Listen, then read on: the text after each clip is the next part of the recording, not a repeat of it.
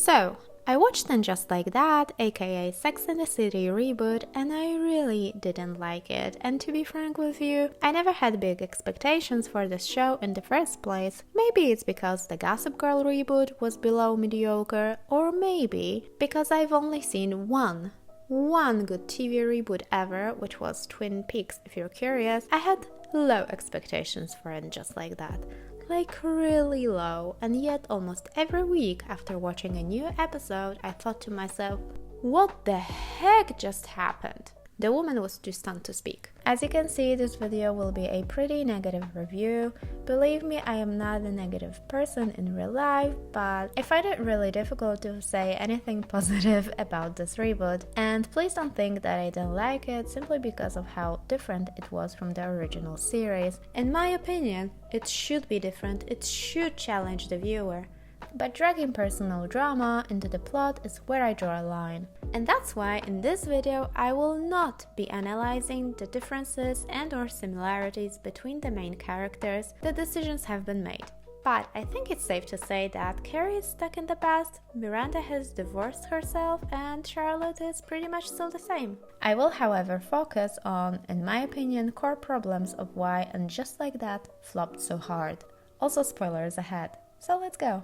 Number 1. The depiction of midlife. The original Sex and the City premiered in 1998 in the midst of deeply sexist and toxic post-feminist era. The term post-feminism implies that all the goals of feminism have already been achieved, and because women finally gained wider access to education and employment, as we have seen with the boom of working women in the 1980s and 1990s, we collectively believe that we finally lived in a society where misogyny no longer existed. Yet equally, people still believe that, you know, it's easier to be killed by terrorists than it is to get married over the age of 40. And by the way, that Sleepless in Seattle scene mirrored the actual piece published in Newsweek. The article carried the headline, "Too Late for Prince Charming," and the statistics on the cover was based on a non-published study at the time of the story's publication. And of course, years later, the so-called study turned out to be untrue. Shocker, I know. But at the time of its release, it caused a lot of anxiety to many single women. And it seems that, especially the early seasons of Sex and the City, laughed down that Newsweek article. Instead of showing single women in their 30s and 40s on the brink of death because of all that misery their single life has cost them, they were leading fun, independent and liberated lives. Carrie, Miranda, Samantha and Charlotte were single and fabulous. No question mark, and once they decided to finally settle down, they easily found romantic partners despite their age. And therefore, I was seriously hoping that And Just Like That will continue on this path.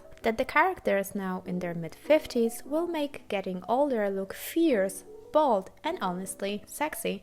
It's the Sex and the City after all. And not that it matters, but I am 50 fucking 2 and I will rock this dress. God, how we miss Samantha. There is a big gap of representation of aging women in the media, so creating almost a poster child about how the age you feel means more than your actual birth date would be a great way for the show to stay relevant in 2022 without all the cringy wokeness. Woke moment! But boy was I wrong. The sheer amount of times the characters say that they are old or their body is aging is funny at first, but quickly becomes just painful and embarrassing to watch. Aging bones. Senior condition. Old lady back. I have old lady disease. I'm old. Because I'm old. We are old. Just an old Jewish guy trying to play sports. Nonsense, you're not old. Oh my god, thank you, Seema. Frankly, Seema and Rabbi Jen were the best characters in the show, and I low-key need their own spin-off. Here's to 53. Best year ever. And just like that, try to acknowledge the fear of aging, but in a very superficial way. There was a reoccurring theme with Miranda refusing to dye her gray hair, and spoiler alert, at the finale she actually did get her red hair back. But the whole topic revolved around the fact how the gray hair is visually aging, and not, for example, the fact that many women with gray hair are often perceived as incompetent in their workplaces. The show also attempted to address the double standards when it comes to aging women and men. Like, you know, men age like wine and women. Well, Unfortunately, Mother Nature and Instagram are much harder on women. I mean, what's this? Who invited this? Honestly, and just like that made aging look like what people fear the most, which is not wrinkles and gray hair, by the way, but being irrelevant and not adjusting well to the new technologies like Carrie is using the freaking rose gold iPhone 6s. I know, she was never good with technology, so I guess it's very on brand for her, but most importantly, the show made life over 50 look dull, unhinged, and sexless. They're a bunch of dried-up old farts who haven't had sex since Eisenhower, and I remind them of what they can't have. Number 2. The whole Samantha storyline. If you're the satc fan, then you're probably aware of the ongoing feud between Sarah Jessica Parker and Kim Cattrall, aka Carrie and Samantha on screen. And if you're not, let me sum it up for you. Basically, and everything I'm gonna say now is alleged, during the early seasons of the original series of Sex and the City, Sarah Jessica Parker started to become jealous and threatened by Kim's natural charisma on screen, and purely because of that, she allegedly formed a clique on set with the rest of the main cast. And apparently they gave Kim the full Mean Girls treatment. It reportedly has gotten so bad that no one spoke to Kim on set, not even makeup artists. But of course at that time this wasn't public knowledge because at its core Sex and the City is a show about female friendship. And when Kim finally revealed that she and Sarah Jessica were never friends, they were just co-workers, people got furious. So many articles depicted Kim as a villain and Sarah Jessica as an angel in this situation, since Sarah denied everything, until this New York City Post article, which brought Kim's justice. 6 seasons and 2 movies later, Kim decided that she's done playing Samantha, which is understandable. I can perfectly imagine that playing the same character over and over might become tiring and uninspiring, especially if you're working in a reportedly toxic environment. But again, Kim was publicly accused of ruining the production of the 3rd Sex and the City movie because of her alleged crazy financial demands. Because if you didn't know, Sarah Jessica Parker always gained more money than the rest of the main cast. Thank you for coming to my tech talk. Now, Kim Cattrall didn't return to play Samantha and just like that, and this is how the show decided to address her character's absence. In the first episode, we learned that Carrie couldn't keep Samantha as her publicist, and because of the money. Yes, money. Samantha ended their friendship and moved to London, which is so out of character for her. She would never end friendship over such a mundane thing. Not my style. In the second episode, there is a whole plot line about Samantha sending flowers to the funeral, and guys, get ready for this because this is crazy. In 2018, Sarah Jessica Parker sent Kim a huge floral arrangement after Kim's brother died because Sarah wanted to still pretend as if the actresses were friends, to which Kim responded with, "Stop exploiting our family tragedy in order to restore your nice girl persona." So at this point, I hope you're getting how much personal, petty drama has been purposely woven into this plotline. It left such a bad taste in me and it felt manipulative. And I think it's also important to point out that out of all the characters, Carrie is the one who spends a painful amount of time talking about Samantha's absence. My friend Samantha Jones. No, they're from Samantha. We already lost Samantha. Carrie is also constantly texting Samantha, even though these scenes aren't adding anything to the plot. Lucy Cochran writes, "It doesn't feel right to have a faceless enigma engaging in these text conversations that feel cold and impersonal. It doesn't give enough credit to the incredible work Cattrall did in personifying Samantha in all her feisty, fiery glory. This series would have benefited from cutting her character out entirely and moving on, which is what Cattrall would likely have wanted and probably expected after declining to participate." I mean, agreed.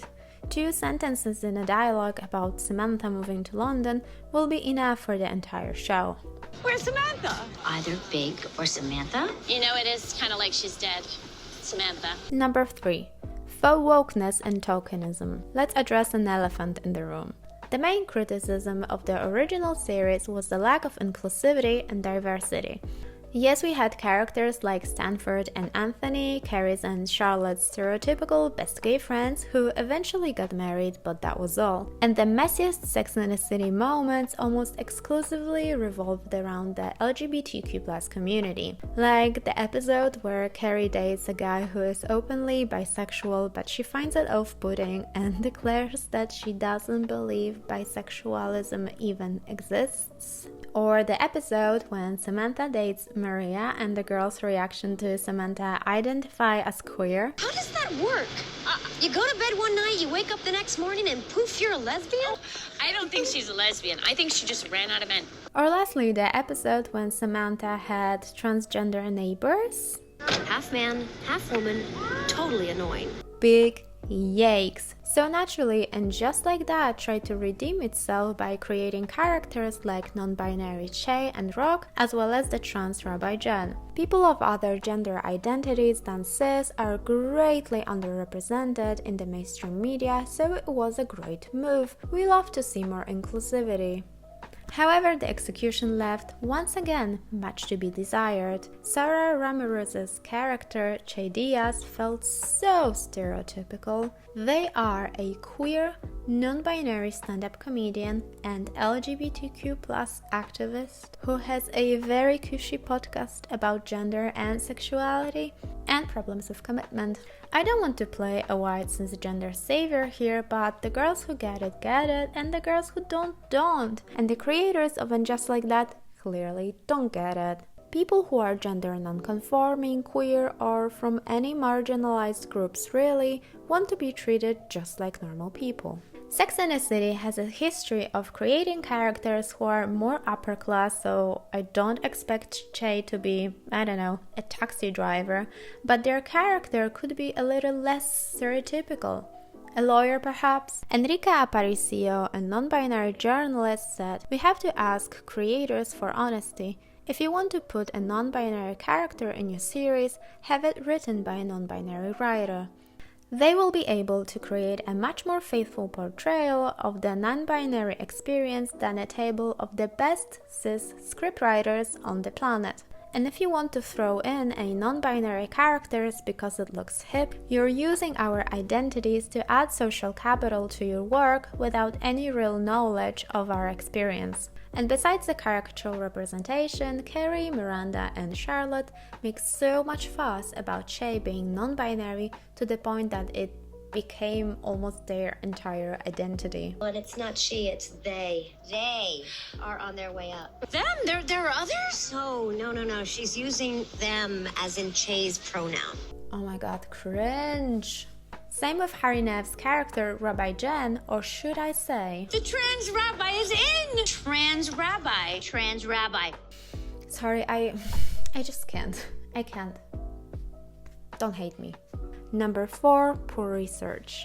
And don't even let me start on the amount of mistakes and insensitive jokes. In the episode which premiered on the January 27th, which is also known as the International Holocaust Remembrance Day, there was an actual Holocaust joke, and I'm personally choosing to believe that this wasn't intentional. Yeah, this is what I'm choosing to believe. But so insensitive. Moving on.